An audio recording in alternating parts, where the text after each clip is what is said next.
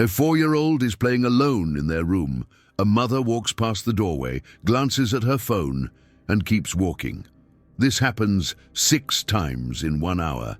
Carl Jung would argue that something just died in that child's psyche, and something very dangerous just took its place. This seemingly innocent scene holds the secret to narcissistic formation, and what you're about to discover will completely transform your understanding of why some people become narcissists, while others don't. Because narcissism isn't a character flaw, it's an invisible wound that forms when a child desperately needs something and never receives it. And this wound has a chilling characteristic. The more you try to fill it, the deeper it gets. Jung spent 40 years studying how childhood traumas create destructive patterns in adulthood, and one of his most disturbing discoveries was about what he called a hole in the psyche, an existential void that forms in childhood and haunts the individual for the rest of their life. Let's dive into the real origin of narcissism through a Jungian lens. And prepare yourself, because what you're about to discover about childhood and emotional development may change your perception of people you know, or even yourself. Jung observed a pattern in hundreds of narcissistic patients. They all had a specific moment in childhood where their authentic self was rejected or ignored by their parents, and in that precise moment, something catastrophic happened in the child's psyche. The child created what Jung called a false self, an elaborate persona built not to express who they were, but to obtain the love that was being denied. And here's the tragic part. This false self actually works. The parents finally pay attention, they finally approve, but the price is terrible.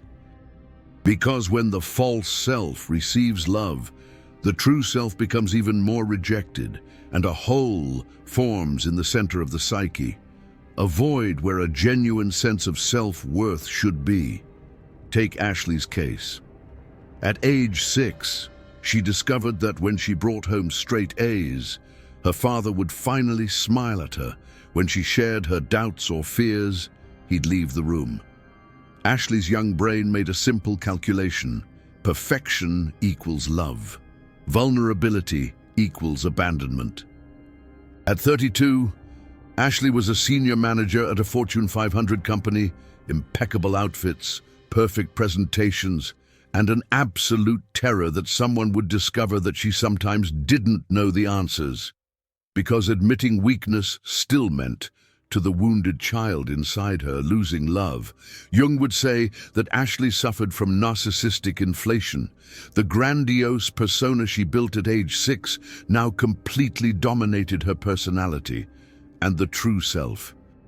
That little girl who had normal doubts and fears was locked away in what Jung called the shadow, hidden because it was too dangerous to reveal.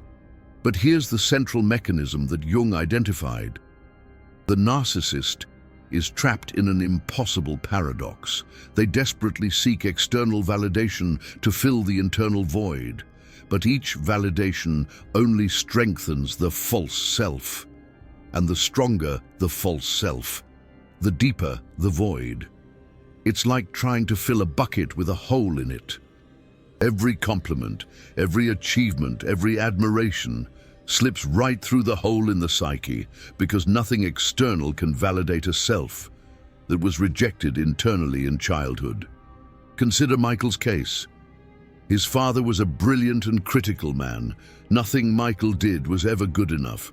Drawings were mediocre, soccer skills were weak, even his emotions were exaggerated. His father never said it with cruelty, just with a silent disappointment, worse than any shouting. Michael developed what Jung would call identification with the ideal persona. He built a mental image of a perfect Michael, someone who would finally make his father proud, and he spent his entire life trying to become that image. At 40, Michael was the tech startup founder of a successful tech company, but he treated employees the way his father had treated him, with that devastating, silent disappointment, because the wounded child inside him was still trying to be perfect enough for his father, and everyone around him became extensions of that unresolved childhood drama. Jung observed something crucial. The narcissist doesn't see other people as separate beings. They see them as mirrors or an audience, because that's what they learned in childhood. People exist to reflect their worth or reject their inadequacy. This is the essence of what Jung called a lack of individuation. The narcissist never developed a separate and autonomous self. They only exist in relation to the approval or disapproval of others, like an actor who only exists when there's an audience. And here's the part that Jung considered most tragic. The narcissist is seeking something that they can never obtain as an adult. They are trying to receive from the external world what they could only have received from their parents in childhood, genuine mirroring of the authentic self. Think about Brittany. Her mother was depressed after a difficult divorce. Brittany was 5 years old when she realized that when she was cheerful and funny, her mother would briefly come out of her depression. When Brittany cried or needed something, her mother sank deeper. Brittany became the emotional clown of the family, always cheerful, always positive, always taking care of her mother's mood. The true self, that scared little girl who needed a hug, was buried deep down. At 28, Brittany was a successful social media influencer. Thousands of posts about gratitude and positivity. Thousands of followers who loved her for her contagious energy and terrible nighttime panic attacks, where she felt a void so deep that it felt like she was going to disappear. Jung would say that Brittany was experiencing the return of the shadow, all those negative needs and emotions that she suppressed in childhood were returning by force in the form of symptoms, because the psyche doesn't let anything be permanently repressed. Narcissism, in the Jungian view, is essentially a defense against the void, an elaborate psychic structure built to avoid feeling that central hole where a genuine sense of worth should be. But Jung identified something fascinating. This defense has an enormous psychic metabolic cost. The narcissist needs a constant supply of admiration to keep the structure in place. Like a house of cards that needs a constant wind coming from specific directions to keep from collapsing. That's why the narcissist is so devastated by small criticisms. It's not that they're sensitive, it's that each criticism threatens the entire defensive structure. If the grandiose false self isn't perfect, then the rejected true self is exposed, and that is intolerable. Let's talk about Frank. His parents wanted a child who was an athlete. Frank was naturally introspective and creative, but every time he drew, his parents sighed. Every time he played poorly at soccer, they applauded his exaggerated effort. Frank learned the central lie of narcissism, that who you are isn't enough. You need to be who they want you to be. And he spent his entire life performing that role. At 35, Frank had a cold marriage. His wife complained that she never knew what he really thought or felt. And she was right. Because Frank didn't know either. The authentic self was so deeply buried that even he had lost access. Jung said that this is the ultimate tragedy of narcissism. It's not that the narcissist loves himself too much. It's that he never learned to love his true self. All he loves is the image he built to survive. And here's the part that Jung considered most devastating. The more external success the narcissist achieves, the more empty he feels. Because each accomplishment is just more proof that the false self works, and the further burial of the true self. Take Michael's case, a childhood of severe emotional neglect. Parents physically present, but emotionally absent. Michael learned early on, vulnerability is dangerous because no one comes to help. Grandiosity is safe because it keeps people at a distance. Michael built what Jung would call the perfect narcissistic armor: unshakable confidence, magnetic charisma, and zero genuine access to his own emotions. He was like an award-winning actor, playing the part of a human being. At 50, after 3 divorces and a brilliant career, Michael had a breakdown. The armor finally cracked. And for the first time since childhood, he felt the hole in the psyche that had always been there. It was terrifying. And paradoxically, it was the beginning of true healing. Jung believed that narcissistic crises, those moments where the persona collapses, are actually opportunities, because it's only when the false self fails that the true self has a chance to emerge. But for that to happen, the narcissist needs to do something that their entire psyche was built to avoid: feel the emptiness, not fill it, not distract from it, not compensate for it, just feel it. Because Jung discovered something profound. That emptiness isn't really empty. It's where the authentic self is buried, and when you stop running from it and finally look inside, you find not the nothingness you feared, but the somebody you always were. Consider Brittany. Raised by a perfectionist grandmother after her mother abandoned the family, Brittany learned that love was conditional on perfection. Every mistake was proof that she was as inadequate as her mother. Brittany spent 30 years trying to be impeccable and treating anyone who disappointed her with cutting coldness, because in her psyche, imperfection still meant abandonment. Jungian therapy led her to a crucial moment. She needed to feel the pain of that 4-year-old girl whose biggest fear was confirmed when her mother left. She needed to stop compensating for that pain with perfection and finally cry for her. It was excruciating, but on the other side of that pain was something she had never experienced: the possibility of being loved, not for what she did, but for what she was, including the imperfect parts.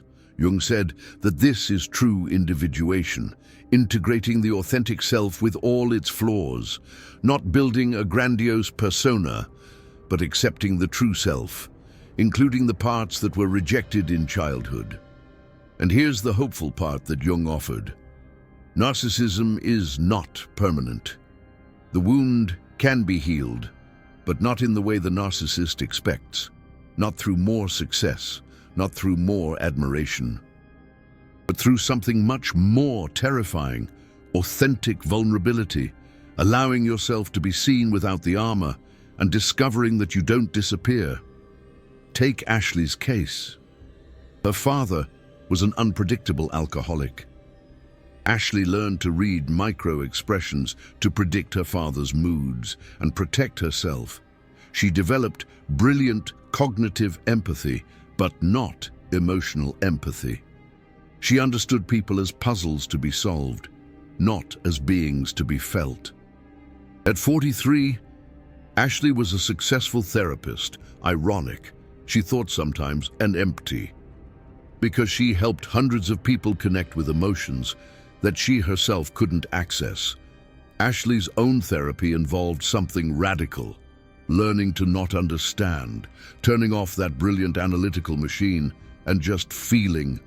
It was like learning to walk again, clumsy, terrifying, and profoundly true. Jung believed that childhood traumas create not just wounds, but entire psychic structures built to manage those wounds. Narcissism is one of those structures, and deconstructing it requires more than insight. It requires feeling what the structure was built to avoid. But why do some children with difficult parents become narcissists and others don't? Jung identified a crucial factor: the timing of the trauma. When the rejection or neglect happens in the earliest years of life, before the self is fully formed, The child doesn't develop narcissism, they develop something worse, disorganization of the self, because there wasn't a sufficiently formed self to build defenses. But when it happens a little later, between 4 and 8 years old, when there's already a nascent but still malleable self, then narcissism forms. The child has enough psychic structure to build a grandiose false self, but not enough maturity to process the rejection in a healthy way. Consider Patricia's case: normal early years, loving parents. Then, at 5 years old, a younger brother is born with a severe disability. All parental attention disappears overnight, not out of malice, out of necessity. But Patricia's psyche doesn't understand necessity. It only understands abandonment. And she resolves this abandonment by becoming extraordinary. If she's special enough, maybe her parents will look again. At 26, Patricia was an academic prodigy, PhD at 24, prestigious publications, and an insatiable need to be the smartest in the room. Because stopping being exceptional meant becoming invisible again. Jung would say that Patricia was trapped in what he called a complex of inferiority, compensated by superiority. The hole in the psyche caused by feeling less important than her brother was compensated by constantly proving that she was more important than everyone else. And here's another pattern that Jung identified. The narcissist often chooses partners who replicate the original parental dynamic, not consciously, but because that pattern is familiar, and the wounded psyche is still trying to resolve the childhood drama. Take Mark's case, a critical mother who alternated between intrusion and emotional abandonment. Mark marries a woman exactly like that, and spends 15 years frustrated, not understanding why he chose someone who makes him feel exactly the way his mother did. Jung would call this a compulsion to repeat. The psyche tries to resolve past traumas by recreating them in the present, as if this time, with this person, Michael could finally get the unconditional love he didn't receive from his mother. But it never works. It never does. Because what needs to be healed isn't in the current partner. It's in the original wound that was never processed. The hole in the psyche. Jungian therapy led Michael to a devastating realization. He didn't love his wife. He loved the opportunity to finally make his mother love him. His wife was just a substitute. In the play he was still staging. This is the part that can be hard to accept. Much of what the narcissist calls love isn't true love. It's an attempt to use another person to fill that childhood void, that hole in the psyche. Jung called this infantile love, not mature love. Mature love, in the Jungian view, requires a differentiated self. You need to know who you are before you can genuinely love who someone else is. But the narcissist never completed that differentiation. He or she still exists psychologically, fused with parental figures. Show your appreciation for this content through super thanks, because it helps us keep producing deep insights about the human psyche. Carl Jung would spend hours exploring each layer of narcissistic formation. And this is just the beginning of the journey to understanding how invisible wounds shape entire personalities. The case of Ashley, a father who put her on a pedestal, his perfect little princess. But love, intensely conditional, on beauty and charm. When Ashley was sick or grumpy, her father lost interest. Ashley learned her value lies in being adorable, and she spent her entire life performing that role. At 30 years old, she would panic at the sight of a wrinkle, because wrinkles meant losing the only value she knew she possessed. Jung would say that Ashley was identified with the persona of the eternal puella, the eternally young and charming girl, and her true self, which included the right to age and be imperfect, was completely repressed, trapped in her shadow. Here's the final revelation that Jung offered about narcissism. It's not a problem of high self-esteem. It's a problem of self-esteem not rooted in the true self. It's a grandiose structure built on a foundation of rejection, that hole in the psyche. And that's why it's so fragile, a magnificent building built on quicksand. Anything that reminds the narcissist of the emptiness underneath threatens the entire edifice, that false self. The cure, Jung insisted, isn't in building higher self-esteem. It's in descending into that emptiness, finding the wounded child down there and finally giving them what their parents couldn't, unconditional acceptance of the true self. It's not a quick process. It's not comfortable, but it's the only real path. Because as long as the narcissist runs from the emptiness will control them. Only when they finally look inside and feel that old pain can they begin to fill it, not with external admiration, but with genuine self-compassion. And that's the difference between filling the hole and healing it. Admiration fills it temporarily. Self-compassion heals it permanently, because it recognizes that the child who was rejected deserved love. Not for being perfect, but for existing.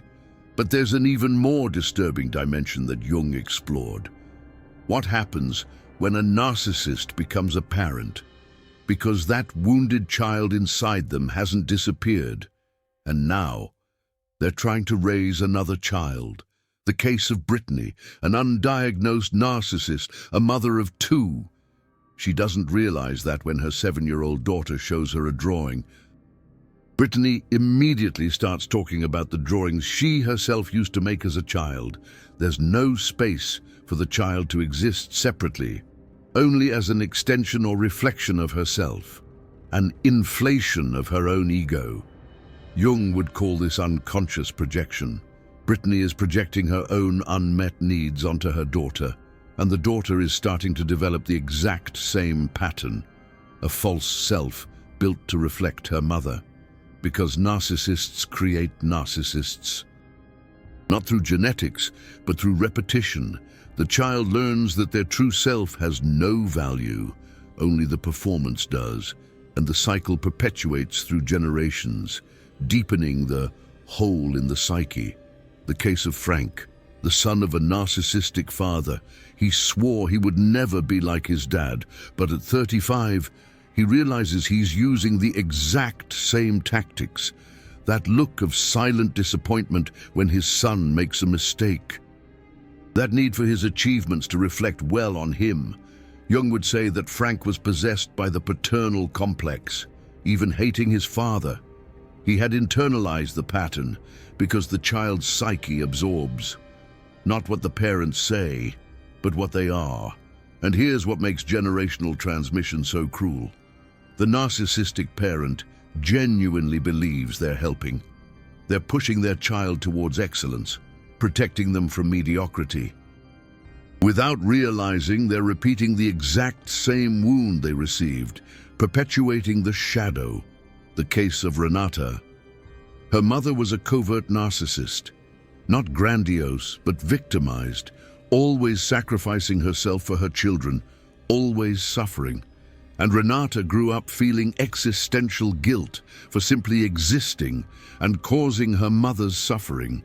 At 40 years old, Renata was doing the exact same thing with her own children, immense sacrifices, followed by deep sighs, never saying directly that they were a burden, but communicating it in every gesture, further solidifying the false self. Jung identified that covert narcissism is as destructive as overt narcissism, maybe more so because it's invisible. The child grows up feeling that something is wrong, but without being able to name it, and that confusion becomes part of the wound, widening the hole in the psyche. Indeed, the narcissistic psyche has a particularly insidious mechanism: denial of the wound itself. The narcissist can't recognize the emptiness because recognizing it would mean feeling the pain they've spent their entire life avoiding, maintaining the persona at all costs. The case of Thomas. His therapist suggested that he had narcissistic traits. Thomas laughed. Narcissists are those arrogant people. He was just confident.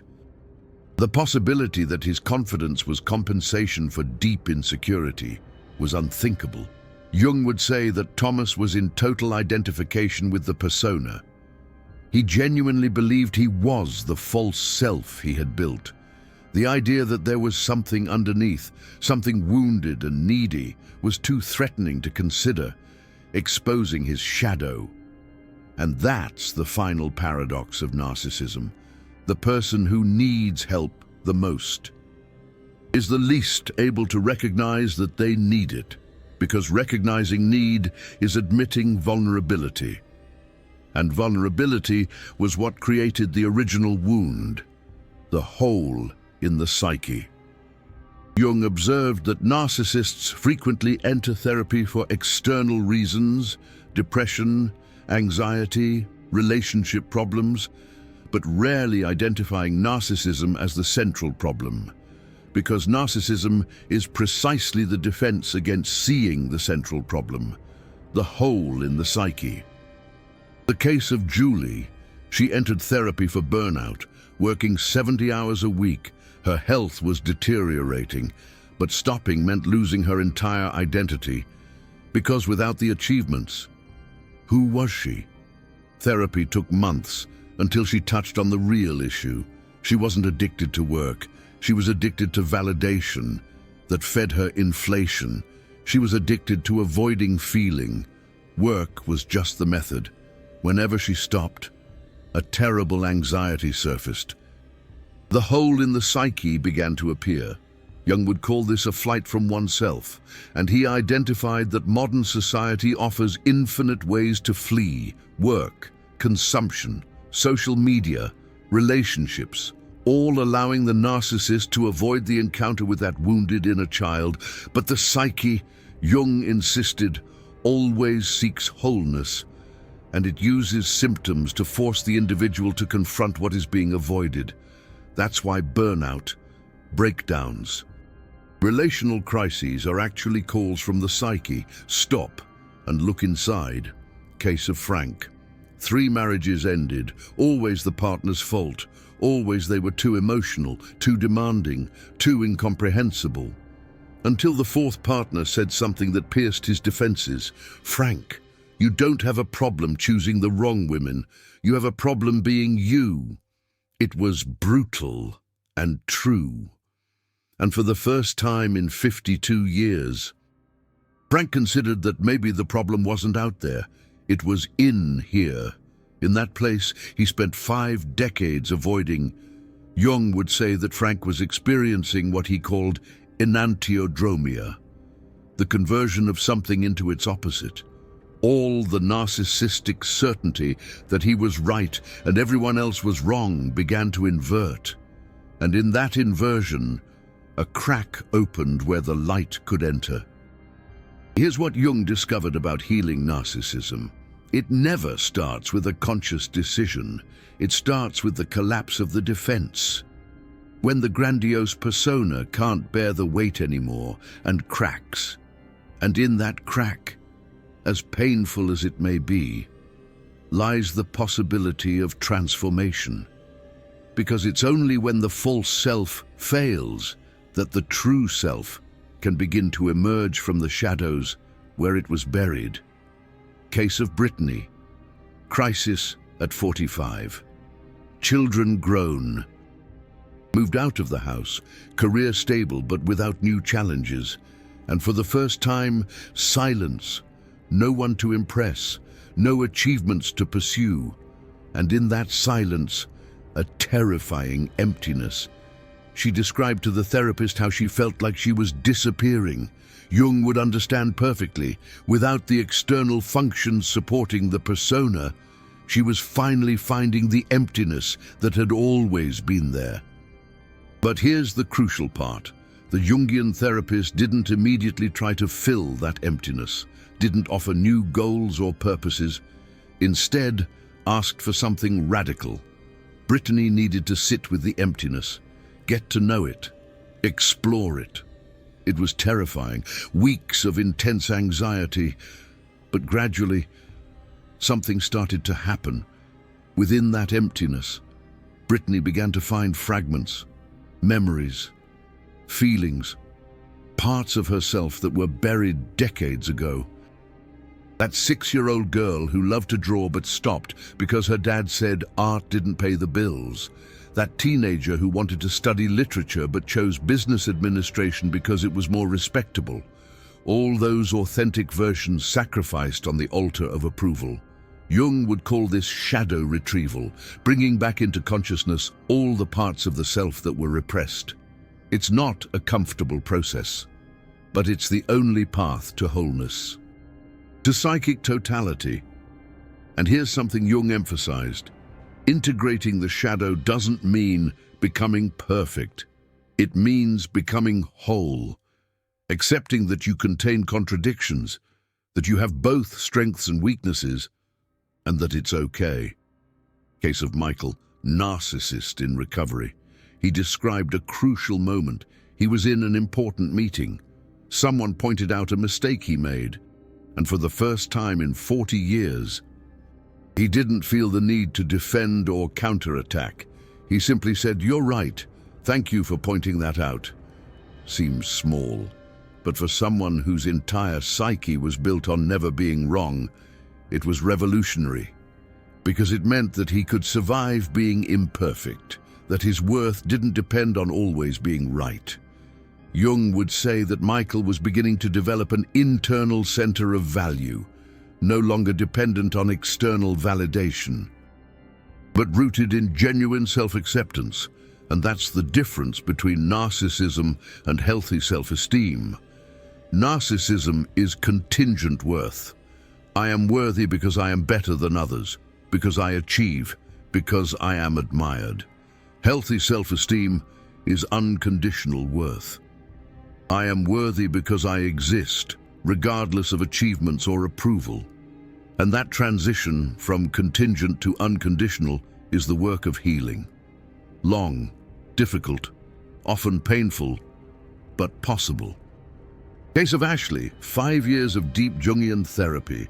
She described how in the early years she hated the process, felt like she was getting worse, not better, because she was finally feeling everything she had avoided, the childhood loneliness, the rejection, the despair for love.